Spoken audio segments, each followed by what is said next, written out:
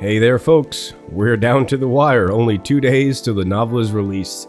So excited to share it with all you. So here is Chapter 5. Chapter 5. As the last of the occupiers fled the field, ultimately routed and hurtling their fallen brethren, the townsfolk broke into a raucous cheer. No battle was ever a clean business, however, and many were already in the process of tending to the wounded and, more grimly, tallying their dead. Rion breathed heavily, his armor covered in gore and clinging black taint in equal measure, as his eyes searched across the battlefield for Vama and Balin. He finally saw them both, picking their way carefully toward the front where their lines had clashed and where the fighting had been thickest. He called out to them urgently. "We're not done here. Bring me into the town. We must find the seed. It'll be somewhere central, somewhere significant. We need to cleanse it now, while we have the chance." Bryn, noting the exchange, whistled and signaled with his hand, as a small handful of fighters assembled around him. Together they moved swiftly through the gates, leaving those remaining on the field to their cheerless work. As they worked their way through the town's meandering streets, the telltale signs of the infestation could be seen on every corner, the slick, dark taint suffusing the air itself. "It's growing denser, whatever this is," Bryn remarked as they continued. "That's what we want," Rion answered. "We'll find the wellspring of this filth where it is thickest." Balin, having stayed silent thus far, suddenly piped up. "I know where it must be. They wouldn't have put it anywhere else. To the square, the chapel." The cleric abruptly broke off down an alley, leaving the group no choice but to follow.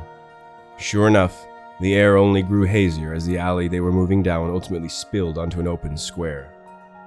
Across the plaza, a simple chapel with a sloping roof rose into view. Its once ivory white structure appeared to be oozing dark sediment as it settled out from the very air. At, or rather just above, the top of the steps leading to the building's doors hovered a dark pulsing core of wrongness. Balin looked back at the group with an expression, beaming equal parts confirmation and worry, as he halted abruptly at the alley's end. Rion nodded curtly and continued his stride into the plaza, the others falling in behind. As he approached the chapel stairs, his halberd ignited once again, burning the taint from the air as he moved. As he mounted the steps, his pace quickened steadily until he was nearly at full run by the time he reached their peak. Cresting the top, he grasped his burning weapon in both hands and drove its head unerringly toward the base of the oblong floating core. Just as the halberd's spear tip neared its intended target, its thrust was suddenly slowed, as if plunging into cold molasses. Rion continued to strain against the resistance, the heavy treads of his greaves digging into the stone of the steps. He faintly heard Balin chanting methodically as the rest of the group caught up and reached the top of the stair. Rion redoubled his efforts, steadily driving the halberd's point incrementally ever closer to the base of the seed.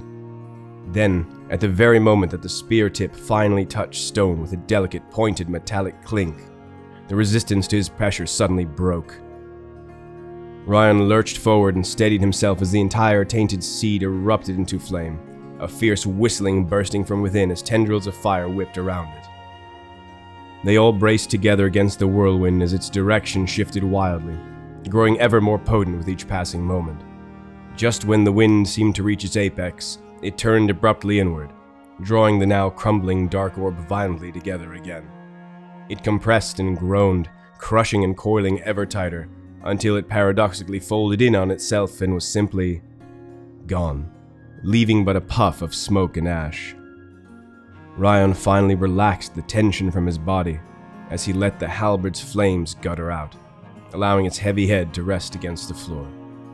He leaned on the shaft as he turned wearily to face the group staring uncertainly from behind him, smiling weakly. Now we're done here."